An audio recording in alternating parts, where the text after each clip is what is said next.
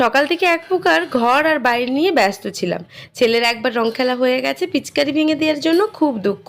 এখনো দুঃখ কাটছে না। রাস্তায় দেখছি যে কত লোক রং খেলে বাড়ি যাচ্ছে।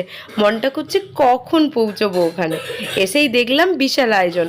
রুই মাছ ভাজা চলছে, এদিকে চিংড়ি মাছ, তারপরে ডিমের ভুজিয়ার জন্য অনেক ডিম আনা হয়েছে, আর এদিকে চিকেন পকোড়ার চিকেন। আর আমরা শুরু করে দিলাম হোলি খেলা। প্রথমে তো আবির দিয়ে শুরু হয়েছে। ছেলেদেরকে দেখছি কালো রং গুলে নিয়ে যাচ্ছে। আমি বললাম, তোরা কালো রং নিয়ে খেলিস না, আর উঠবে না। কিন্তু কে শোনে কার কথা।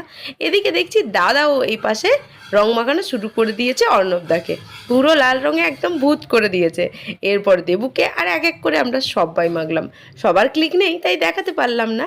আর এই দিকে দেখো, বাচ্চাদেরকে ডিম ভুজি আর কোল্ড ড্রিঙ্কস দিয়ে দিয়েছে। ওরা খেলে খেলে খুব ক্লান্ত তো। আর এদিকে দেখো অবস্থা দেখো সবার।